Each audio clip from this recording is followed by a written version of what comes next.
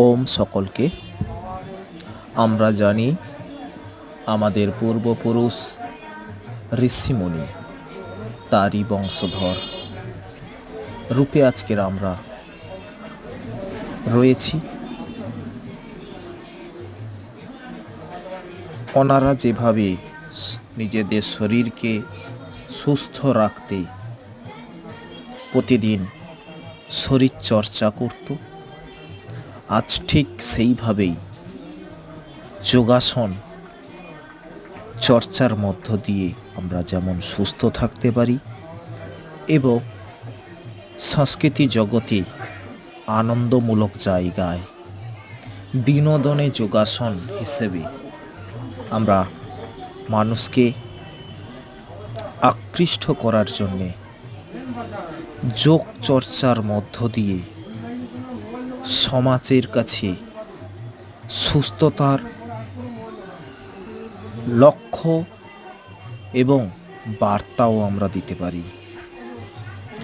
এইভাবেই আমরা সকলে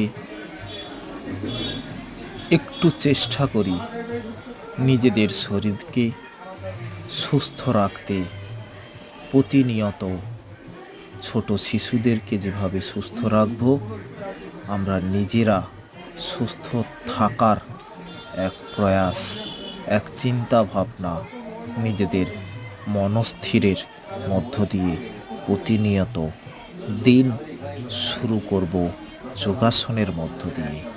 কারণ যোগাসনের কোনো বিকল্প নেই, যোগাসনই একমাত্র উপায় নিজেদের শরীরকে সুস্থ রাখার এক নিশ্চিত সলিউশন, যার মধ্য দিয়ে কারুর সহযোগিতা ছাড়া, কোনো চিকিৎসা ব্যবস্থা ছাড়া, এই যোগ চিকিৎসার মধ্য দিয়ে, যোগ থেরাপির মধ্য দিয়ে আমরা দীর্ঘ আয়ু এবং নিরোগ শরীর আমরা করতে পারি।